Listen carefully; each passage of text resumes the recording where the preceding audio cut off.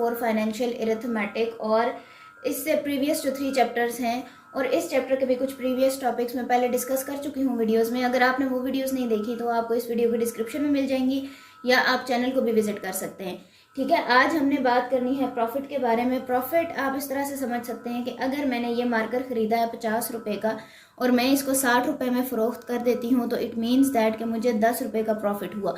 Profit का मतलब ही मुनाफा है। ठीक है, लेकिन आज हम प्रॉफिट उस अमाउंट पे फाइंड आउट करना सीखेंगे जो कि हमने बैंक में डिपॉजिट करवाई हुई है। ठीक है, हमारी अमाउंट जो कि हमने बैंक में रखवाई है उसको सेव करने के लिए, तो बैंक उस अमाउंट को क्या करता है, किसी भी कारोबार में इस्तेमाल करता है और बाद में हमें उस अमाउंट पे कुछ स्पेसिफिक अमाउंट दी जाती है एक्स्ट्रा, उसे प्रॉफिट कहा जाता है। जैसे कि इसको डिफाइन भी किया गया है यहाँ पे, when we deposit money into bank, the bank uses our money and in return pays an extra amount. ठीक है, बैंक हमारी रकम को यूज़ करता है और इन रिटर्न हमें कुछ एक्स्ट्रा अमाउंट देता है along with our actual deposit. ठीक है, the extra money which the bank gives for the use of our amount is called profit.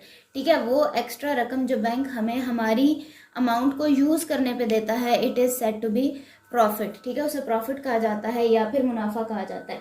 अच्छा, नेक्स्ट हमारे पास टॉपिक है मार्कअप। मार्कअप कब क्या है, when we borrow money from bank to run a business. अगर हमें कोई कारोबार करना है और हम बैंक से कुछ अमाउंट लेते हैं एज लोन, ठीक है, कर्ज हमने लिया, the bank in return receives some extra amount along with the actual money given.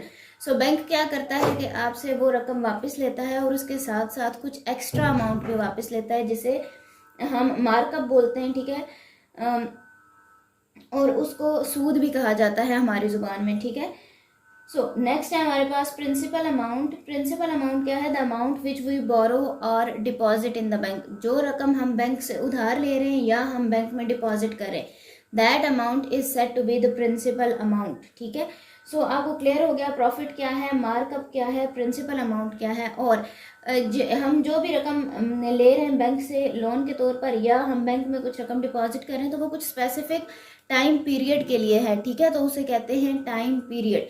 So in topics से रिलेटेड क्वेश्चंस किस तरह से आते हैं और उसका फॉर्मूला क्या होता है, ये मैं आपको अभी 1-2 एग्जांपल्स के ज़रिए करवा देती हूँ। ठीक है, सो वो जो फॉर्मूला है वो बहुत ही ज़्यादा इजी है, आपको फ़ौरन से समझ आ जाएगा और उससे रिलेटेड क्वेश्चंस करना बिल्कुल भी मुश्किल नहीं है। सिर्फ आपने क्या करना है कि उस फार्मूला को याद रखना है, उसमें वैल्यूज़ लगानी है और आपके क्वेश्चन का सोल्यूशन हो जाएगा। फार्मूला हमारे पास क्या है, profit or markup is equals to principal amount multiply by rate multiply by time. ठीक है, हमारे पास फार्मूला ये है, profit or markup is equals to principal amount multiply by rate, के बैंक ने हमें किस रेट पर वो जो है बैंक ने हमें किस रेट पे अमाउंट जो है वो लोन के तौर पर दी है। ठीक है, मल्टीप्लाई बाय टाइम। अगर आपको ये फार्मूला याद होता है तो इस टॉपिक से रिलेटेड सारे के सारे क्वेश्चंस आप फ़ौरन से कर लेते हैं। सो अभी मैं आपको एक एग्जांपल करवा देती हूँ ताकि आपको ये जो टॉपिक है ये और अच्छे तरीके से क्लियर हो जाए। Younis borrowed ₹65,000 from a bank at the rate of 5% for 2 year. Younis ने 65,000 रुपये बैंक से लिए, ठीक है, 5% रेट पे 2 सालों के लिए। Find the amount of markup and the total amount to be paid. आपने मार्कअप की अमाउंट भी फाइंड आउट करनी है और टोटल अमाउंट भी जो उसने अदा करनी है। सो प्रिंसिपल अमाउंट क्या है, 65,000 रुपीज़। ठीक है, तो इसका सोल्यूशन आप लोग कर लीजिए। Principal amount is 65,000 rupees. ठीक है, और रेट क्या था, रेट इज 5%। टाइम कितना है, 2 ईयर्स।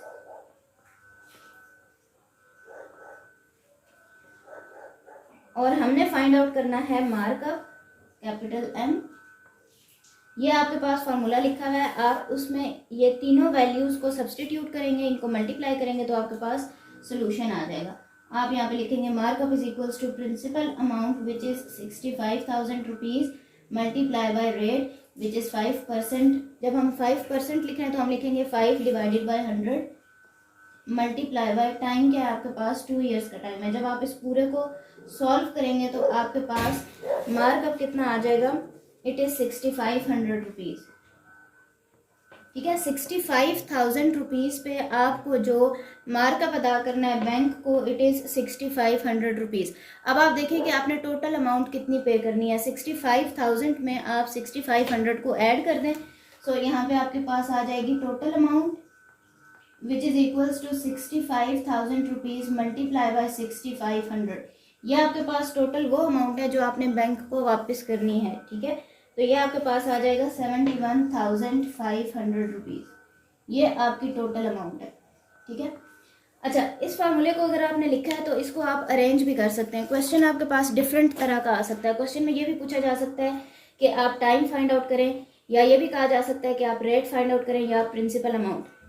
अच्छा, किसी भी फार्मूले में जब आपको ये एक वैल्यू फाइंड आउट करते हैं तो उसमें बाकी सारी की सारी वैल्यूज़ आपको दी गई होती हैं क्वेश्चन के अंदर। उसके बाद एक कोई वैल्यू ऐसी होती है जिसे आपने फाइंड आउट करना होता है और उसको फिर आप फार्मूले में अरेंज करके फाइंड आउट कर सकते हैं। जैसे कि अगर आपने यहाँ पे इस फार्मूले में प्रिंसिपल अमाउंट फाइंड आउट करनी है तो रेट और टाइम इसके साथ मल्टीप्लाई हो रहा है, आप इसे इक्वेशन के दूसरी साइड पे ले जाएं। ठीक है, रेट और टाइम यहाँ पे मल्टीप्लाई हो रहा है, इसे इक्वेशन की दूसरी साइड पे ले जाएंगे तो प्रॉफिट से ये डिवाइड हो जाएगा, तो आपके पास आ जाएगा प्रॉफिट आर मार्कअप। दोनों में से आप जो भी चीज़ फाइंड आउट करें, profit or markup divided by rate multiply by time is equals to principal amount. ठीक है, इस फॉर्मूले को अरेंज इस तरह से आप करेंगे।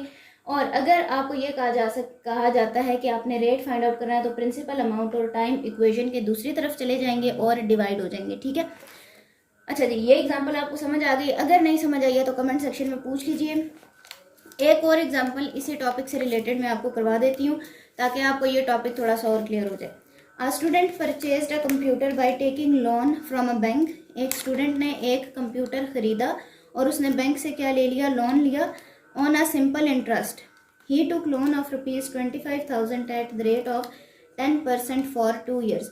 उसने ये 25,000 रुपीज़ का लोन लिया और उसने 10% के रेट पे 2 साल के लिए ये लोन लिया। Calculate the markup to be paid and the total amount. यहाँ पे आपने मार्कअप कैलकुलेट करना है और टोटल अमाउंट भी कैलकुलेट करनी है जितनी उस स्टूडेंट को अदा करनी होगी। ठीक है, सो इस क्वेश्चन का सोल्यूशन कर लेते हैं। अब के क्वेश्चन में आपने मार्कअप फाइंड आउट करना है। अभी जो हमने प्रीवियस एग्जांपल की थी इसमें आपने प्रॉफिट फाइंड आउट किया था। ठीक है, तो यहाँ पे आप देख लें प्रिंसिपल अमाउंट कितनी है हमारे पास। Principal amount is 25,000 rupees. ठीक है, रेट कितना है 10%, ये आपके पास आ जाएगा 10% और आपका टाइम है 2 ईयर्स का। आपने फाइंड आउट करना है मार्कअप। मार्कअप का फॉर्मूला हमारे पास बहुत ही सिंपल है, principal amount multiply by rate multiply by time. यहाँ पे आप वैल्यूज लगा दें, मल्टीप्लाई बाय 10 डिवाइडेड बाय 100। जब आप इसको सॉल्व करेंगे तो आपके पास मार्कअप कितना आ जाएगा, 250 को 10 से मल्टीप्लाई करें और इसको 2 से मल्टीप्लाई करें तो आपके पास आंसर आता है 5,000 रुपीज़। मतलब 25,000 में 10% के रेट पे आपका मार्कअप है 5,000 rupees. So total amount to be paid जो आपके पास आ जाएगी, इट इज़ 25,000 प्लस 5,000। जब आपने इसको ऐड कर लिया तो आपके पास आंसर आ जाएगा 30,000 रुपीज़ का। ठीक है, ये टोटल अमाउंट है जो उस स्टूडेंट ने बैंक को अदा करनी है एंड इट इज़ मार्कअप। अच्छा जी, अभी मैंने आपको प्रीवियस एग्जाम्पल में बताया था कि आप इस इक्वेशन को अरेंज कर सकते हैं। अब एक नेक्स्ट जो एग्जांपल मैं आपको करवाऊंगी वो इसी से रिलेटेड है। नेक्स्ट एग्जांपल में आपने प्रिंसिपल अमाउंट फाइंड आउट करनी है, तो हम देखते हैं कि हम किस तरह इस इक्वेशन को अरेंज करेंगे और प्रिंसिपल अमाउंट जो है वो फाइंड आउट करेंगे। ठीक है, सो नेक्स्ट एग्जांपल इज